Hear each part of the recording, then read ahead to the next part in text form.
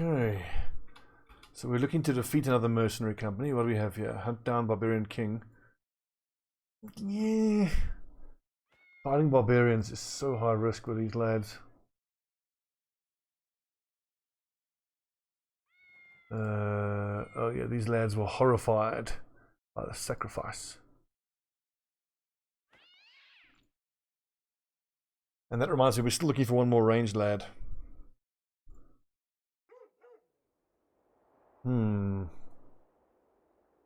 Okay, so the sword Sparrow 4 I'm happy with. We'll keep him. Benthorn is obviously great. Enko, we just need to give him a great sword, but we're looking for one. Stobbie is obviously impressive of a dagger lad. Monolith tank, he's good. Polearm lad, another great sword lad coming. Shield breakers are getting leveled slowly, as is this ranged lad. And then I've got another shield breaker. Oh, he has the other archer. Okay, awesome, good. Just have to hope that he converts. Polearm, Polearm, shield breaker, shield breaker. Mace, who will be eventually there. Great sword, great sword. Okay.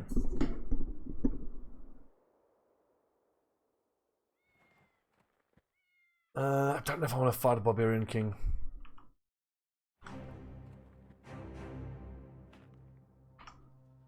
That's going to mean fighting Barbarian Chosen, and that is such a bummer. Delivery, 3 days to the south. That's totally fine. Oh, flashpot, finally. Heavy powder, we certainly need as well. Direwolf pelts. I think we need a few iron will potions as well.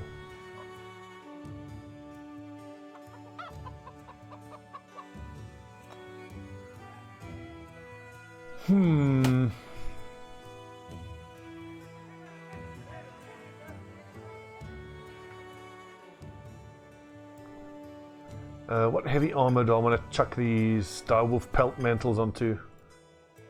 I don't think the decayed coat, it's not worth it. So sure, it's a waste of that current attachment, but I much prefer the wolf attachment. It doesn't weigh anything, helps to lower resolve, doubly good with all my fearsome lads.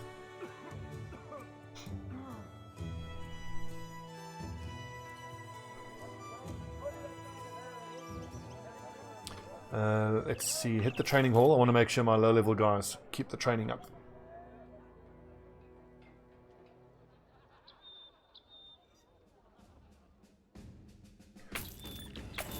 And we're going to keep hitting these temples, taverns rather. Try to get some tips on what's in there. And keep an eye out for a mercenary company. Gotta fight a mercenary company. With the group of lads we currently have, I would worry about going up against these undead. Level 7, level 5, level 8. They're all quite low level. I mean, we can try. We can always but try.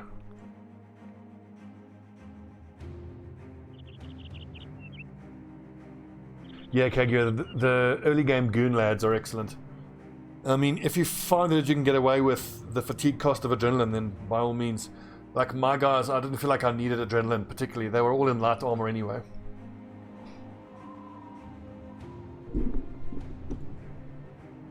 XX. Polearm, Polearm.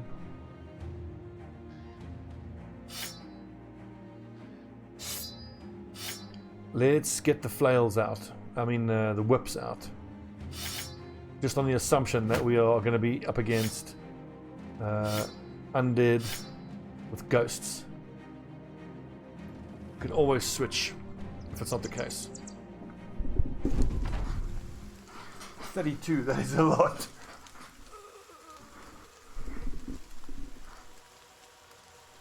Stobbie the dagger lad. We'll go forward by 3 squares. I don't see... Fuck it. Damn.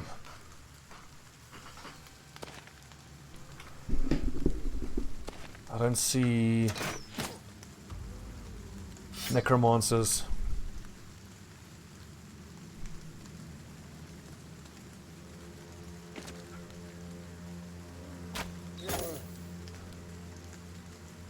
Okay, so let's see here. So Venthorn will go there. The Zedog can go here. I'm fully expecting there to be necromancers here, though.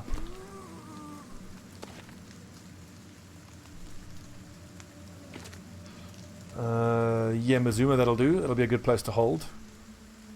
Venthorn there, space open, Sparrow 4 here.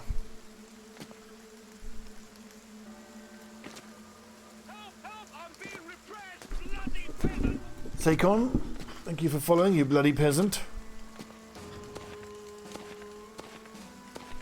And Kaguya, the other thing about the goon builds is you can actually try, instead of using flails, you could even use axes. The axes won't be as good as one-shotting, you know, bareheaded enemies, but it gives you the utility of hitting shields. But that then more helps facilitate the other lads who have the higher skills. Okay, come on. 20%. Resist, lads. Resist the screams. Oh, boy.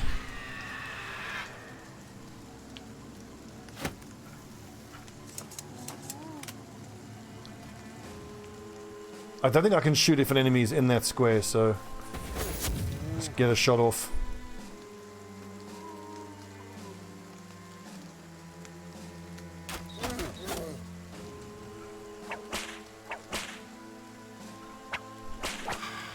Yes. 2 down. 4 down. Anko, you fucking legend.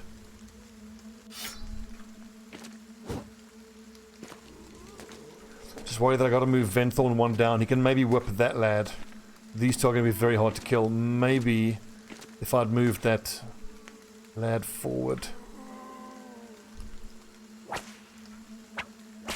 See, Sparrow 4 doesn't have fast adaptation, so it's all going to be 20% chances to hit. There's a lot of undead.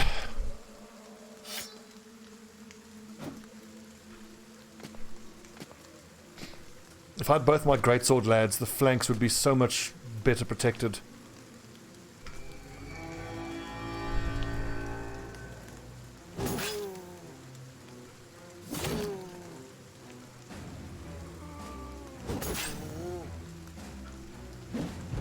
Oh.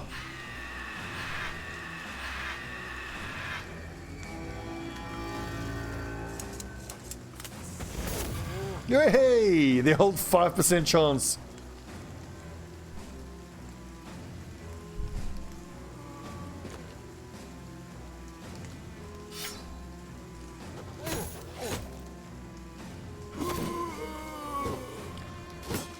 Alright, just 2 ghosts left.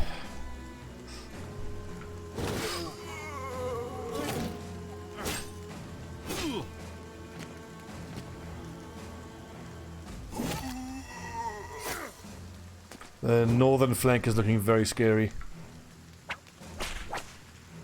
Come on.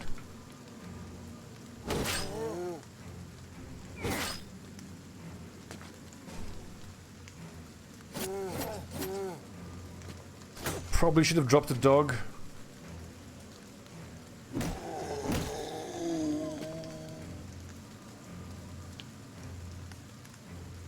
Kind of need to slip away and try whip that Geist.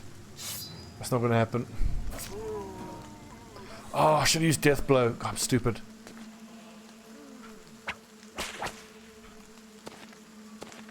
I'm just going to have to depend on my tanks hitting a super low percentage whip on the Ghosts. Oof.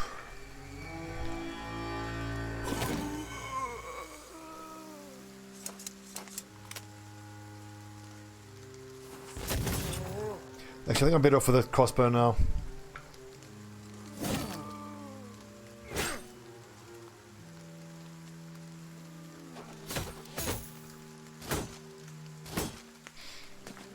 So we're down to 22 already. This can be done, but the northern flank is going to struggle immensely.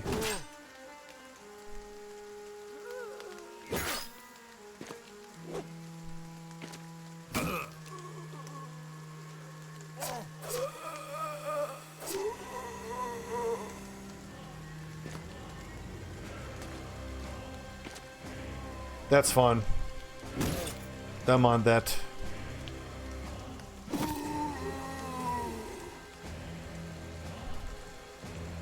Low stats brothers and how to make them help build a solid group. Dagger Lad was super useful. Oh yeah. I mean, like, you kind of have to hope that you can get your hands on at least one decent Dagger Lad. It makes such a difference. Fucking hell. Like, at this point, I would be better off with not a Dagger Lad. In fact, I have to try to move away here. I need Inventhorn to get into whipping range of that Geist. Because, like, Mazuma and the other tank, Sparrow 4, are never going to hit those ghosts without fast adaptation.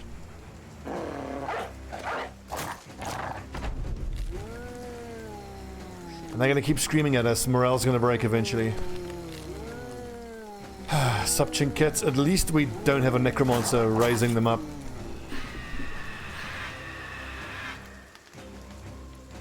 One, two, three, four. 1, 2, 3, 4. So who needs their morale raised? Actually, no one. We can attack here.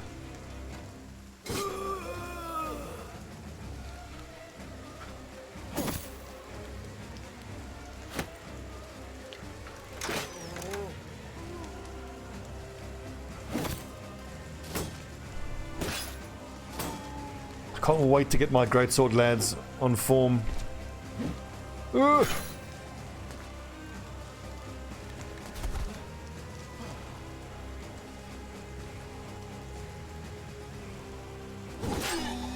Nice.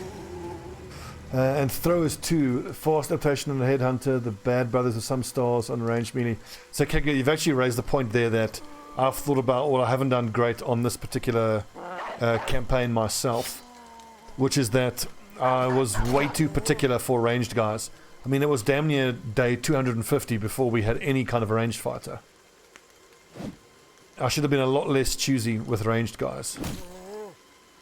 And taken some lads that can just do anything, you know? And then, even if they crap, even if they have only like, I don't know, 80 ranged skill at level 11, which is dreadful for an archer, but at least it's something. Would rather have done that. And then speaking of the throwers, if you get someone who's on the low end of ranged skill, you let them use throwing weapons to start, because, you know, they basically have plus 20% chance to hit. They are the spears of the ranged weapons. Ugh. God damn it.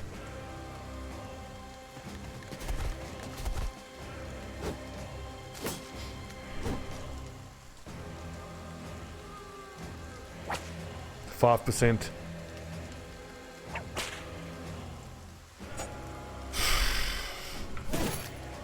Probably shouldn't even bother trying to whip there, it's never going to hit. I'd rather get my sword out and riposte to try to kill these zombies. Oh god. Pebbles Walrus.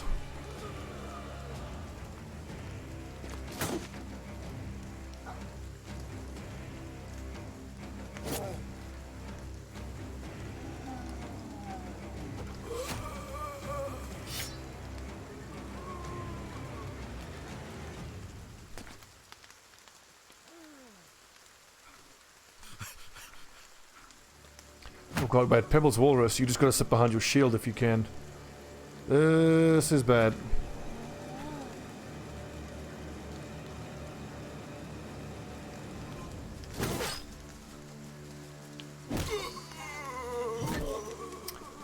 Fucking hell. Yeah, this fight's way too much for this low level lads. Let's try that again with the higher level guys in.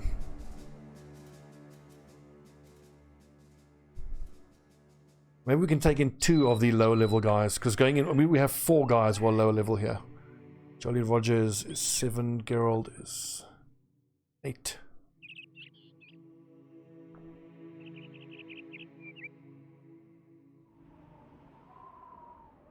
So what do I put on the flanks? The shield breaker for certain.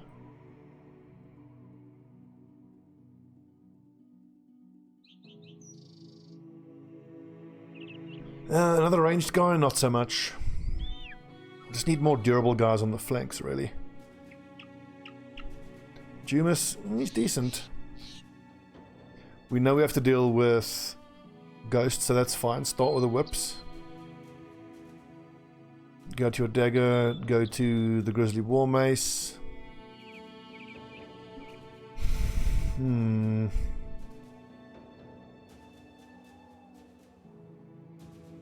think that's my best bet. Level 8. Okay, this is my best bet here. Technically, I could leave these shield breakers in. Maybe actually like that. Just leave the archers behind completely. I mean, the guns are fine for zombies, I suppose. But I mean, let's try this setup. I mean, bear in mind, when I'm fighting against zombies, this is the setup I want. Just all melee fighters. I don't bother with the ranged guys.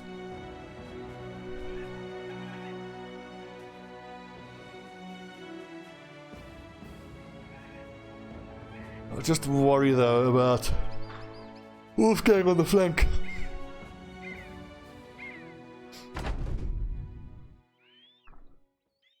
And I think what we can try is the retreat 3 tiles technique.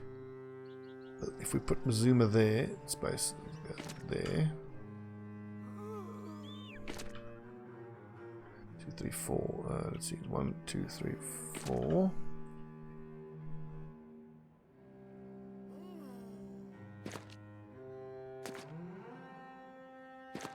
So the terrain here isn't terrible.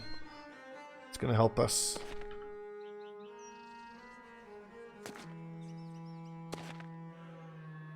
Now I recall being told that if you move back 3 squares, then the enemy will move forward 4 squares and 4 squares. Looks like these zombies are only moving 3 squares.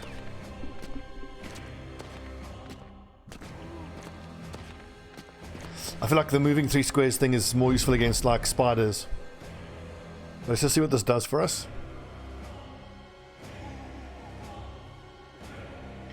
Indeed, Kagura.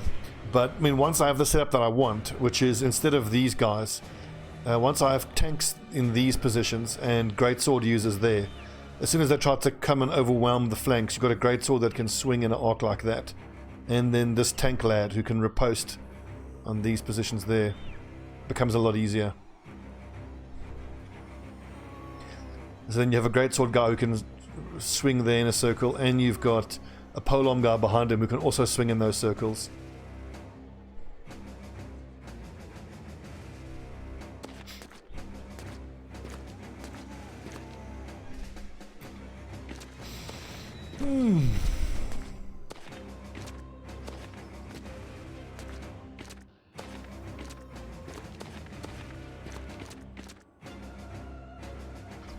Actually, end turn, let them all keep coming.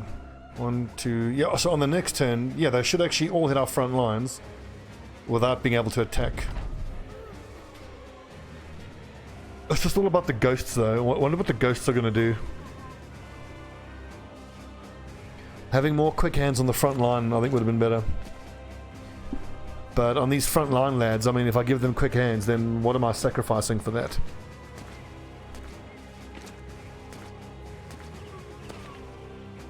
I wonder if I don't move Sparrow forward 1 tile. See, the reason being, in his current position, if he riposts, he will only be attacked by those 3 positions. If he's in contact with those 2, they're more likely to attack the other guys, which isn't that useful. Alright, here come the ghosts. And they're not in range this turn. Okay, so it looks like moving back the 3 squares was worth it. Stobbie, hold on to your fatigue. We use dogs here just to clog up these spaces.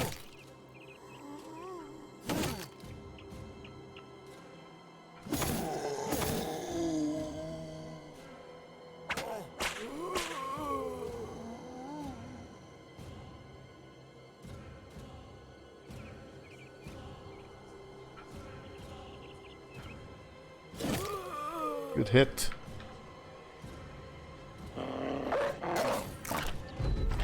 Brave doggos.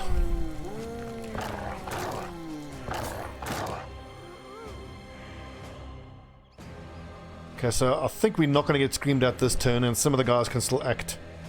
This is good.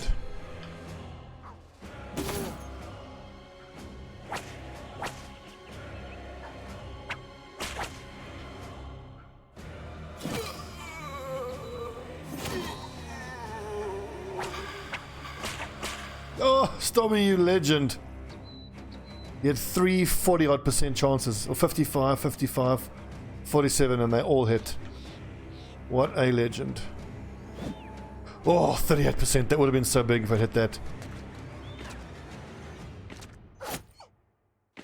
So here's the problem. Only Sparrow 4 is going to be in range of that ghost. And Sparrow 4 doesn't have fast adaptation. Which kind of makes me think that I really could have and should have justified fast adaptation on my tanks.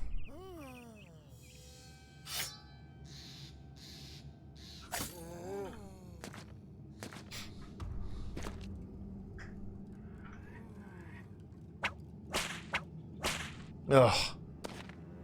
249s missed. Please don't scream this turn. Good. And Wolfgang will drop a dog here on the next turn. Or there on the... No, there on... Yeah, I don't know. We'll see.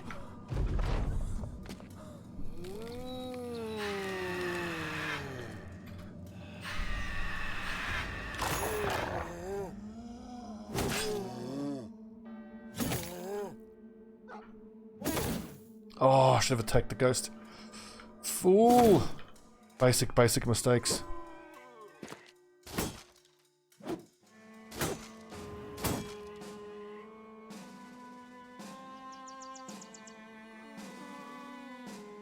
I think I'll wait.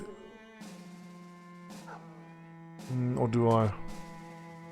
I'll drop the dog, he attacks like now. Dog on the next turn, I think. 5%. I'm gonna have to make another plan for that ghost. Maybe kill here. Move forward. Oh, fuck, what am I doing? I could have just punched him and moved forward. Then I would have been in whip range. I think I would leave that gap open. Try to get to that spot.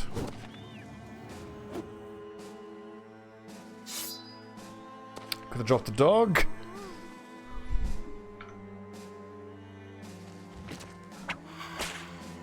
Yes, Stobbie. Legend.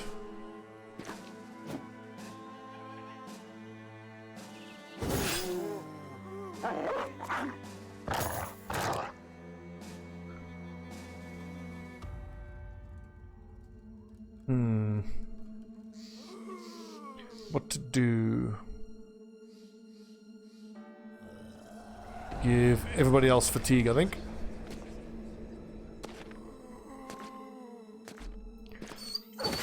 No, doggo!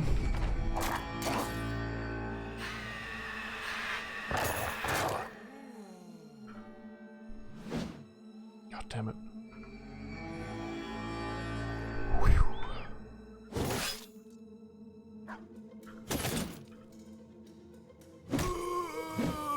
Whew. 31%. Fuck's sake. Well, rotate. Give Jolly Rogers a try. What's up, Donkey Kong?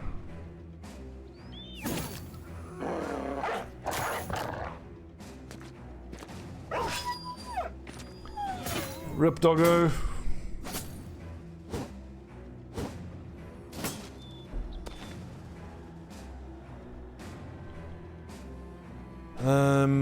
Shit. Double rotate with Sparrow 4.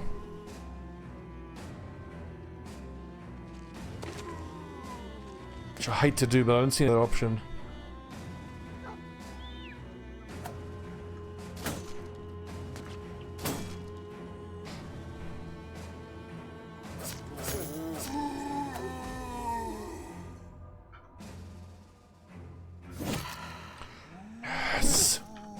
Okay, we've got one more ghost to deal with. Oh.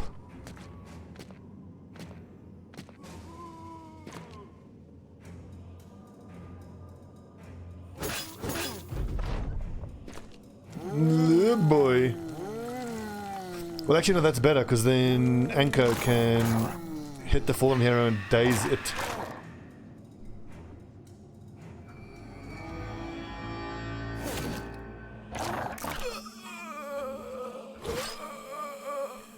Gonna be losing some dogs here.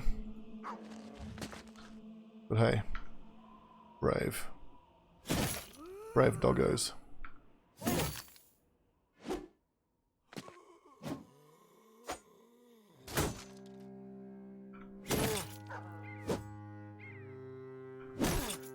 Nice.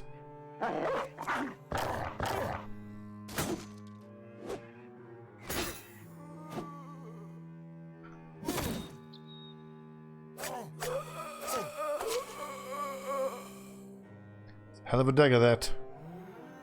Ugh, now why doesn't Mazuma have rotation? Urgh, Stobbie, you fool. I think that missed most of us. Whew. Right, ghost secured. Now it's just a straight slog against zombies. Oh yeah, it is expensive dropping dogs like this, but it can be worth it. Like, the importance of having them block up certain tiles and just hold these zombies off while our guys output damage. It's hard to overstate how important that is.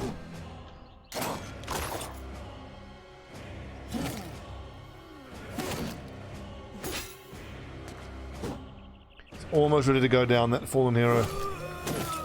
Yes.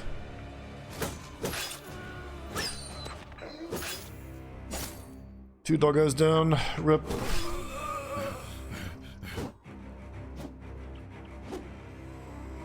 I'll be so pleased if we can get through this, because we've got a bunch of low-level guys who should get quite a lot of XP out of this.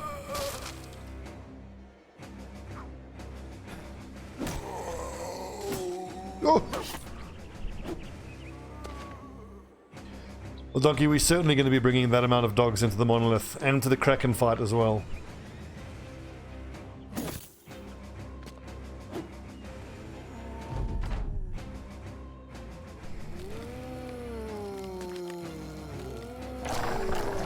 Now, can dogs even be rallied? Because we've tried. It doesn't seem to work. I hope we legendary fight, a legendary item. I don't see any named items on the field here. So if anything, maybe just like a named crappy, you know, undead shield.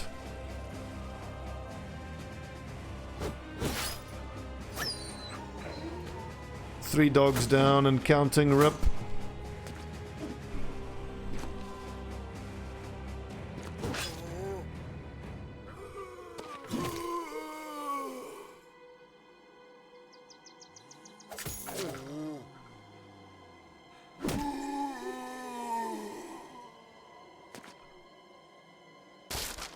Nice. I mean, the last time I fought some orcs on my offline campaign, I fought like an orc city. I got two named orc shields, and you're like, ugh. Just, yeah, they had plus durability, and they had, it was plus durability and lower fatigue per usage, so not very useful.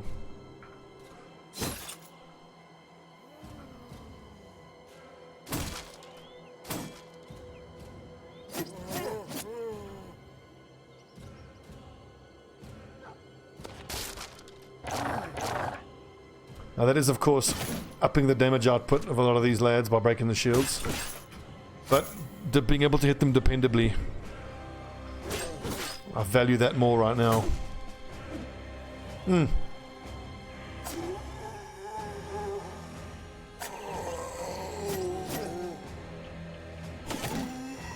These dagger lads still doing work.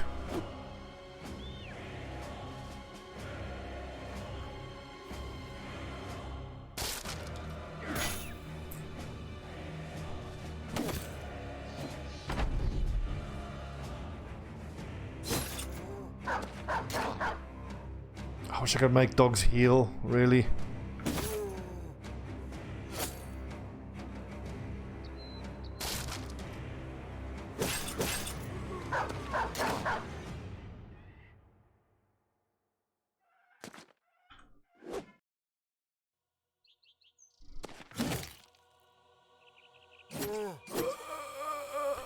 Get wrecked.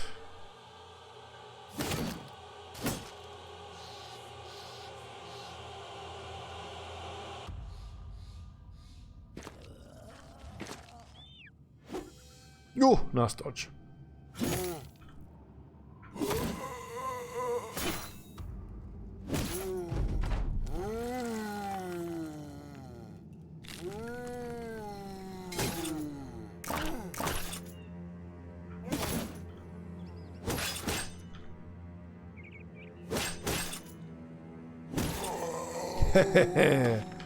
Yeah.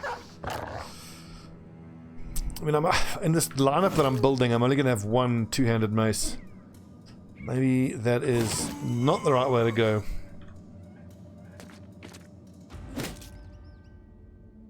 But anyways, we've decided on our build. Let's try to stick with it now.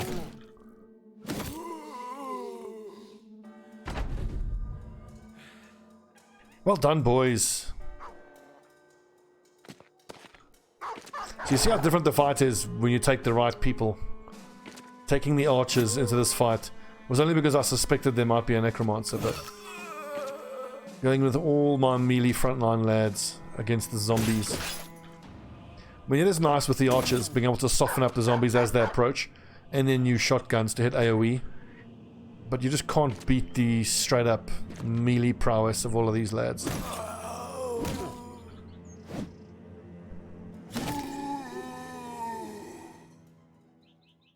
No legendary, but we did get some nice fighting axes. 3 tier 3 weapons.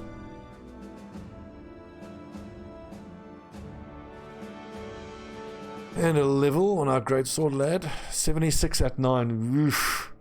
That is no good. Well, that's what the greatsword is for, I suppose. Right, so he's got 4 perks. 1 at 9, 1 at 10, 2 at 11. So he's going to be holding, he's got 4 left. Underdog, reach advantage, and sword mastery are going to be mandatory. Is he going to need indomitable? I'm going to say no, because I'm not going to play them on the front line most of the time. And don't we already have another great sword guy leveled up to level 11? What's different here? Rotation. Ugh, fucking hell. I've really messed up my fucking leveling. Ugh. I'm so bad at maintaining the right leveling strategies. How can I play the game for so long and still be so bad at it?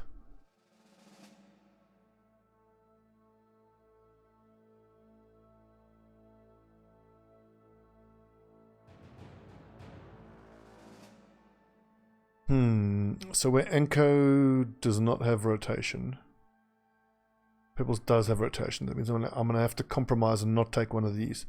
Probably Indom. Oh yeah, the two-handed mace is a beast of a weapon.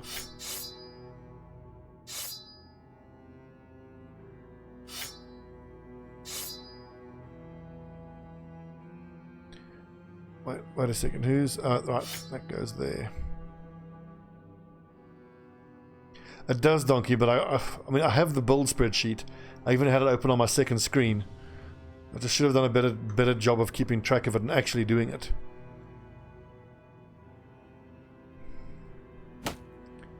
Ah, Stobbie, you fool.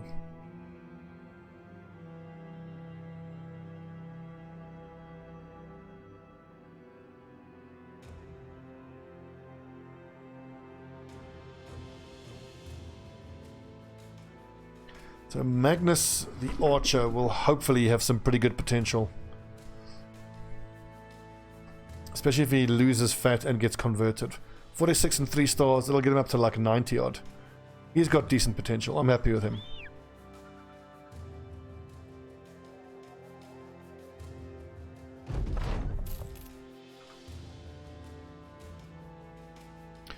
Defend against southern heathens. I don't want to do any sort of southern fight. It sucks. Lindworms, 3 skulls. Nope. Escort 3 days to the south. Fine. That I can do.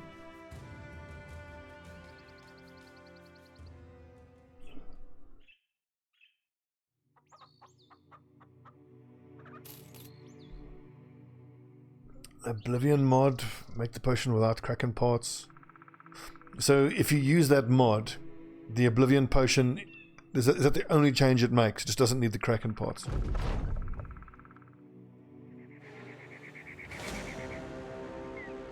And funny enough, without even really thinking about it, I've noticed that I've just been staying away from the south lately. Just fighting the southern enemies is just a bit of a bummer. It's just fucking annoying. I just want to bring down that plume transgressor.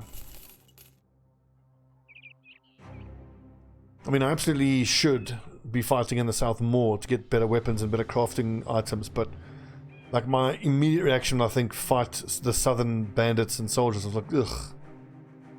Oh no.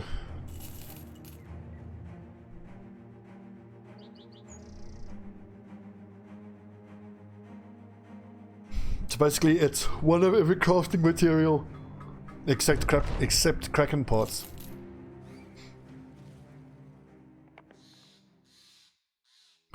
Marauding greenskins. Oh yeah, good payday this.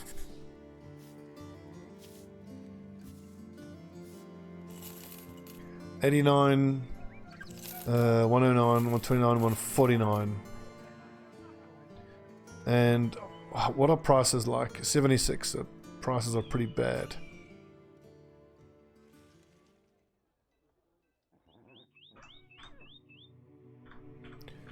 So what are we hoping for? Orcs or goblins?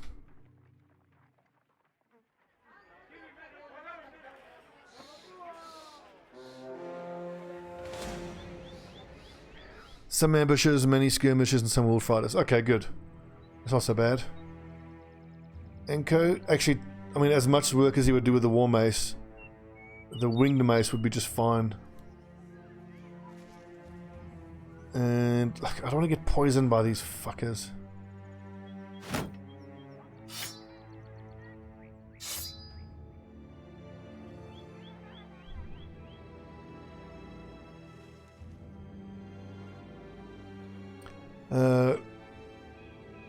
Helm face mask.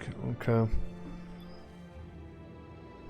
It's just you know, it's the thought of grinding against all the southern enemies. Ugh. Let's fight these guys on flat ground. I don't think I want to fight them on elevated ground. They are going to have the ranged advantage with their little bow and arrow shits. But hey, no shaman. What a pleasure. It's not an ambush either.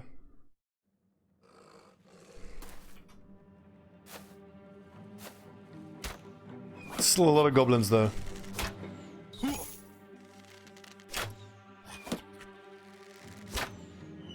And the thing about getting assassin robes is you got to fight an assassin to get it, and you got to dagger them down as well. And that's not easy.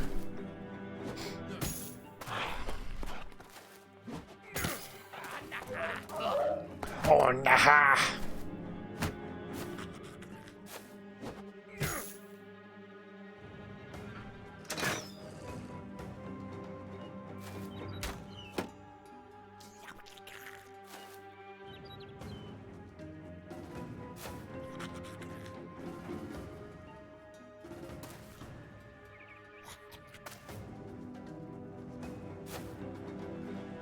Now, I imagine that the wolf riders are going to come charging in on the next turn.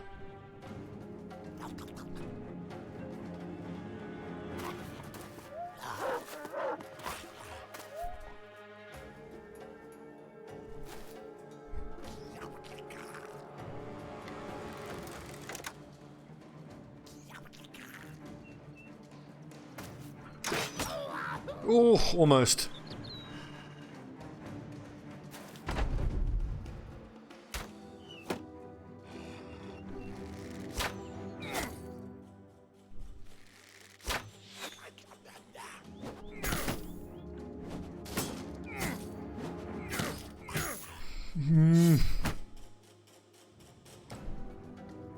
So before the fight I was deciding between heaters or kites. And I thought I'd go for heaters because there's more skirmishes than ambushes, but I kind of forgot that the skirmishes throw ranged weaponry as well.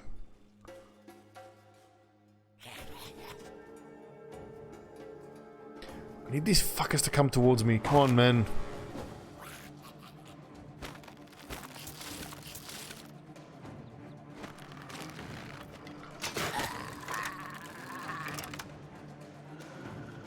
Hold. Let them come.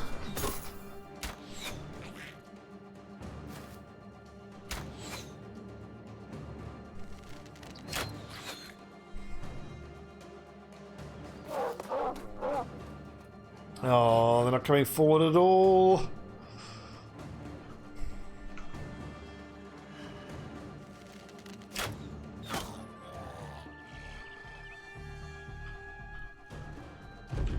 We'll just hold for one more turn and then start moving forward. But again, there's so much of this is because I'm having to take my lower leveled lads in to try to get some XP on them. If I had the other two high leveled crossbow lads, we'd just be one-shotting these little goblins.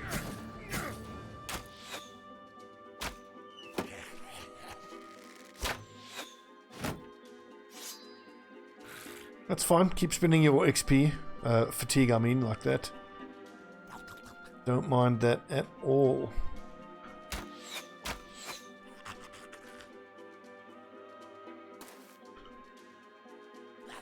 Right, charge.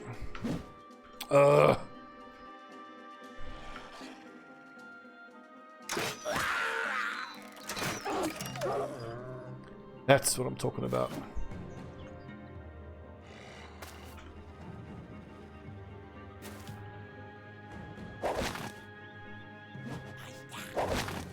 God, can you imagine if the goblins used Catal daggers with their little nets that they throw with their quick hands? Would suck so much. Got a bit of a problem here actually with an open part of the battlefield.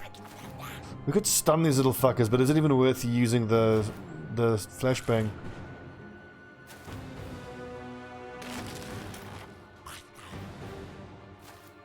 Oh, I could have attacked. What's wrong with me? Full of mistakes tonight.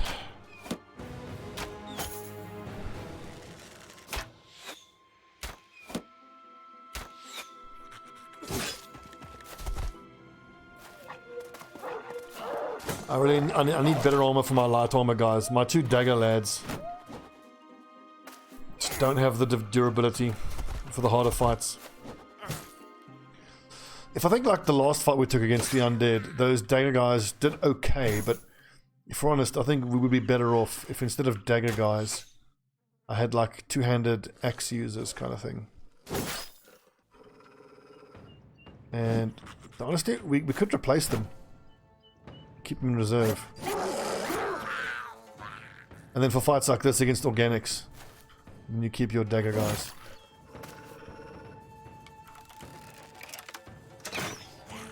Damn it, Z-Dog.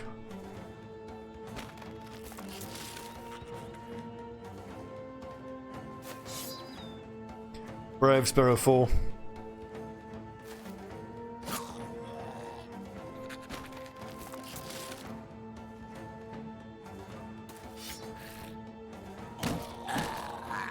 I'm expecting that wolf fighter to just fancy feet away, but let's see. Haha, yes!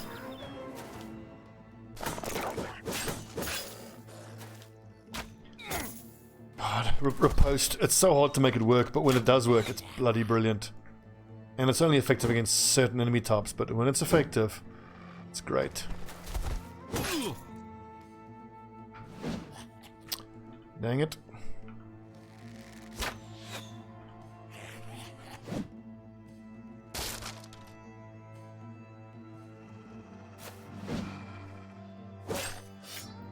A lot of misses here, guys. Not liking it. That's better!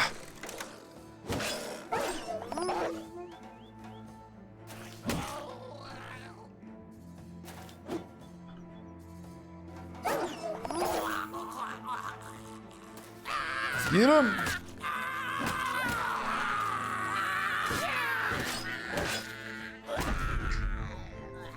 That's what I want to hear.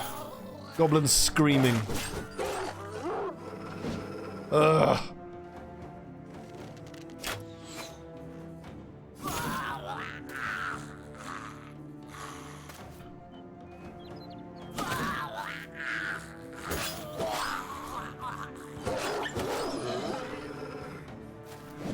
No.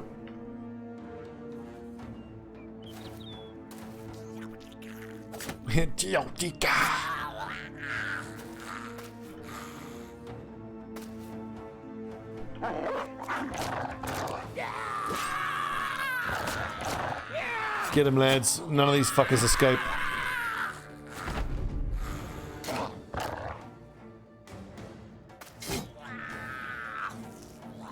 I think of all the goblin suffering I've been through in my few thousand hours in this game, I will almost always run them down. The amount of high level, high melee skill lads just get 2 or 3 shot by these little daggers. Down you go, sunshine.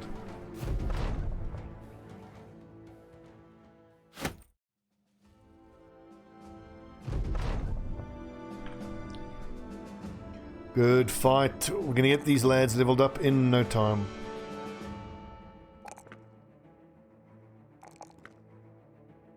Well, 6 shield breaker. Okay. Axe mastery. Excellent.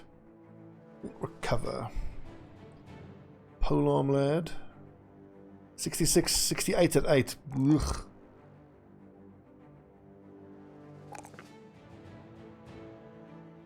I mean, it was always going to be bad, and I know it was going to be bad, but still, God. It's just what happens with cultists, isn't it? You struggle. You really struggle to get decent lads. Technically, Jumas could start being on the front line with the two-handed mace, because, I mean, he's got Battleforged and Brawny. But we'll get him leveled all the way.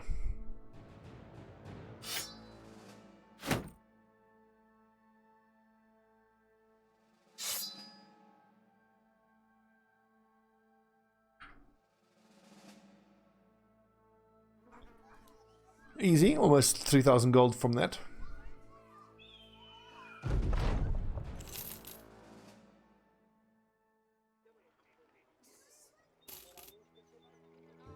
I want to offload somewhere where I can make some decent cash.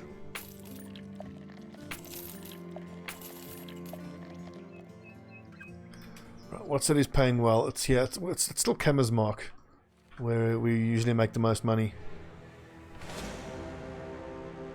We've got 2 named goblins there. I think we take those on. I think we definitely take them on. Some, and some. Righto. 48 minutes. Decent little episode. When we come back, we're going to be slaughtering some more goblins. And what I really hope is that Zegox, the Insidious, has a little named goblin sword. They can be such great backup weapons for our great sword guys. They can weigh like 1 or 2 fatigue. Vixix the Stalker, the little ranged lad, will just have a crappy little bow, but maybe it's a decent training bow with extra chance to hit. Cool, we'll see.